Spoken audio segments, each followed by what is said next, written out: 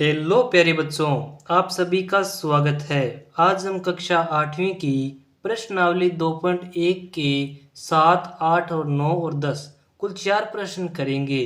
तो चलिए शुरू करते हैं। आपका 7वां प्रश्न है x बराबर 4/5। कोष्टक में आपको x प्लस 10 दे रखा है। तो सबसे पहले आपको क्या करना है, कोष्टक को ही हल करना है। तो x बराबर 4 और कोष्टक कहाँ जाएगा, ऊपर 4 के साथ गुणा होएगा, ठीक है। बटा में क्या है 5, इस 5 है जो इसके बटा में है, इधर आके क्या हो जाएगा गुणा में। तो 5x और 4x प्लस 40 कैसे आया, 4 का मैंने x के साथ गुणा किया और फिर इसी 4 का मैंने 10 के साथ भी गुणा किया। अब देखिए 5x माइनस 4x बराबर 40। x का मान यहाँ पे कितना निकल के आया 40।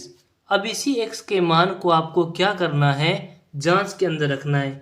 जांच में देखो क्या होता है कि x की जगह आपको क्या रखना है, आपका जो 40 आएगा, जो मान आपने निकाला है वही रखना है। तो 40 और 4/5 यहाँ 40 प्लस 10, 40 का 40 बराबर 4/5 और 40 और 10 कितने हो गए 50। 40 का 40, यहाँ देखो 5 को 50 के साथ काटो कितना आएगा 10, इस 10 को 4 के साथ गुणा करो कितना आएगा 40, यानी 40 बराबर 40 आ गया। इसका मतलब क्या है कि जो आपने मान निकाला है x बराबर 40 वो आपका क्या है, सही है। अब चलिए प्रश्न नंबर 8 करते हैं।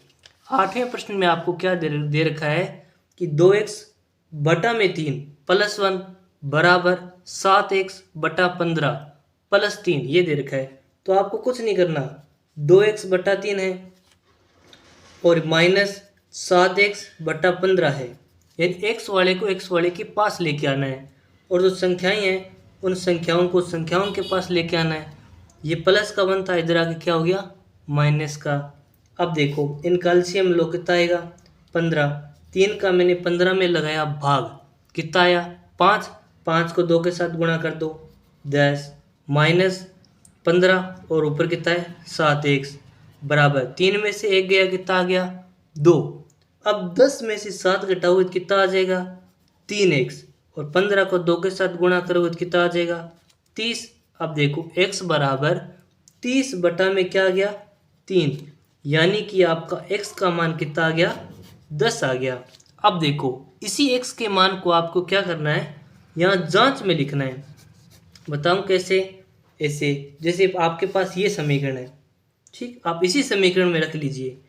जैसे आपको दे रखा है 10, x का मान कितना है 10 माइनस 7, x का मान कितना है 10 बटा में 15 बराबर में 2।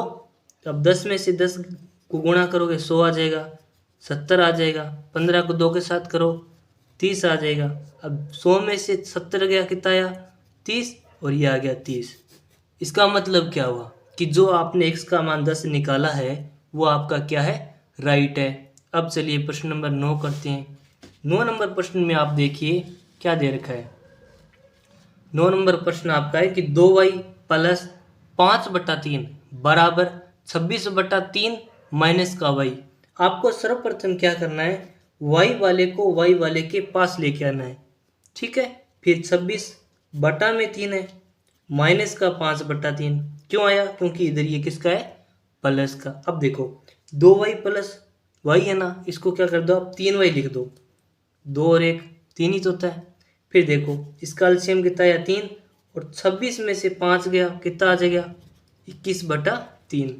और y का मान निकालो कितना आएगा, y का मान निकालो कितना आएगा। अब देखो कितना आएगा कि 21/3 है, ये इधर गुणा में इधर क्या हो जाएगा भाग में, 21 को क्या लिख सकता हूँ 7/3, 7 गुणा में 3 और इसको नीचे में 3 गुणा 3 तो है ही, इसके साथ कैंसिल, यानी कि आपका जो x y का मान आया है वो आया है 7/3। अब इस 7/3 को आपको क्या करना है, इस समीकरण में रखना है और चेक करना है कि क्या आपका मान सही है या नहीं है। तो चलिए चेक करते हैं। आप क्या करो इसके अंदर, आप इसके अंदर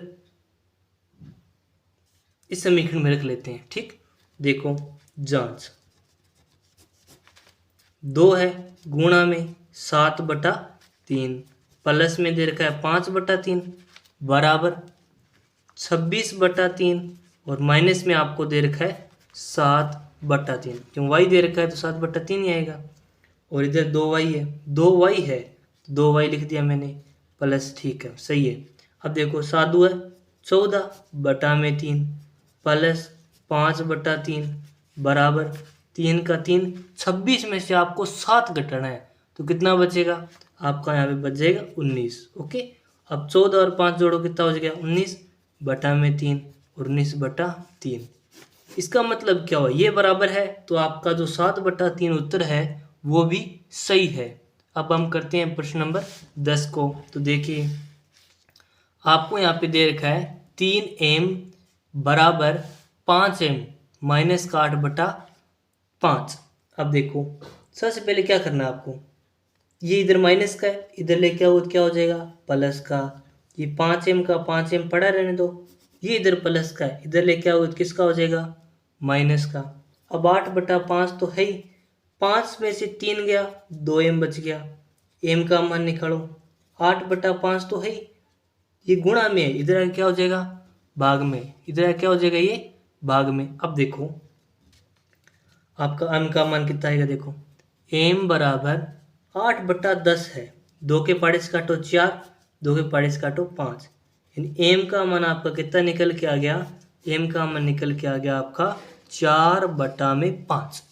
ठीक, अब देखो क्या करना है आपको, अब करना है आपको इसकी जांच। तो चलिए जांच करते हैं, जांच ऑपरेशन करते हैं इसका कि क्या ये सही है या नहीं है। चलो करते हैं। आप दे यहाँ पे 3 ले लीजिए और यहाँ लिख दीजिए आप 4/5 बराबर 5, यहाँ 4/5 और -8/5 है तो ये लिख दीजिए। ओके, अब देखो 4 दिए 12/5 बराबर 5 को 5 से कैंसिल कर दीजिए तो 4 आ गया, माइनस का 8/5।